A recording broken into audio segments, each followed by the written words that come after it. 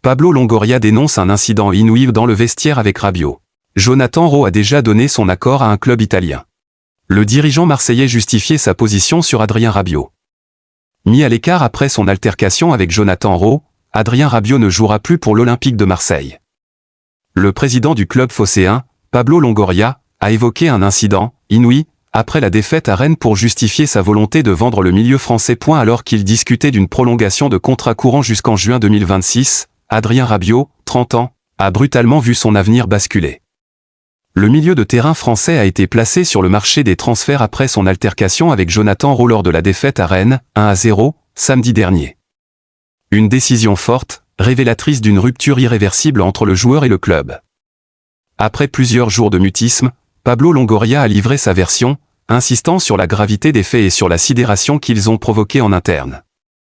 Un incident d'une rare violence. Le président marseillais a choisi ses mots avec soin, mais sans atténuer la portée de ce qui s'est produit. Je n'étais pas dans le vestiaire. Mais tout ce que m'a transmis le staff, sportif et non sportif, c'est que c'était quelque chose d'inouï, de violent, de très agressif et qui a dépassé toutes les limites, a confié Libert à l'AFP.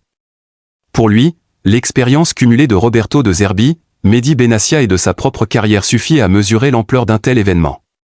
Jamais nous n'avions vu une telle chose dans un vestiaire, a insisté l'ancien directeur sportif de la Juventus. En exposant la scène comme un fait exceptionnel, le dirigeant espagnol cherche aussi à justifier la fermeté de la direction, contestée par une partie des supporters olympiens. La gravité décrite place cependant cet épisode au-delà du simple différend interne. En reconnaissant la sidération du staff et de ses proches collaborateurs, Longoria souligne que les limites de l'acceptable ont été franchies et que l'affaire dépasse largement la gestion habituelle des tensions dans un effectif professionnel.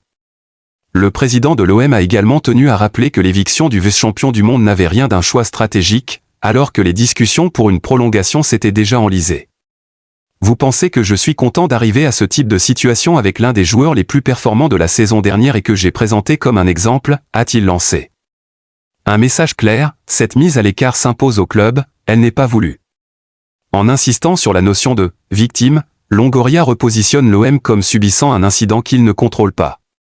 À 11 jours de la fin du mercato estival, la direction doit désormais composer avec un départ acté et ses conséquences sportives, potentiellement lourdes avec un calendrier plus dense que lors du dernier exercice. Dans un secteur déjà fragilisé, ce dossier s'ajoute aux urgences qui rythment un début de saison particulièrement mouvementé. Jonathan Rowe a déjà donné son accord à un club italien. Placé sur la liste des transferts après son accrochage avec Adrien Rabiot, Jonathan Rowe a trouvé un accord avec Bologne. L'OM attend désormais 20 millions d'euros pour libérer son ailier anglais. Tout est allé très vite. À peine quelques jours après la défaite face à Rennes, qui a vu l'anglais s'accrocher avec Adrien Rabiot dans le vestiaire, Jonathan Rowe semble déjà sur le départ. Selon plusieurs sources concordantes en Italie et Foot Mercato, l'ailier marseillais de 22 ans s'est entendu avec Bologne sur les bases d'un contrat, convaincu par le projet et par l'opportunité de découvrir la Serie A. L'accord trouvé avec le joueur n'est qu'une étape. Désormais, le club italien doit s'entendre avec l'OM, qui réclame 20 millions d'euros pour céder Rowe. La direction marseillaise, qui a officialisé sa mise sur le marché, reste ferme, il n'est pas question d'un prêt, mais uniquement d'un transfert sec. Révélé à Norwich, Rowe avait rejoint Marseille l'été dernier. Auteur de 3 buts et 4 passes décisives en 30 matchs, il s'était surtout distingué par sa percussion et sa capacité à déstabiliser les défenses. Titulaire en fin de saison, il a ensuite remporté l'Euro Espoir avec l'Angleterre, marquant en finale. Malgré ce pédigré, l'OM estime qu'un départ de l'Anglais permettrait de dégager des liquidités pour renforcer d'autres secteurs, notamment en défense. Si la Roma, où il serait considéré comme un plan B derrière Jadon Sancho, et plusieurs clubs de Premier League se tiennent prêts à s'immiscer dans le dossier, c'est bien Bologne qui a pris une longueur d'avance, détaille la Gazzetta dello Sport.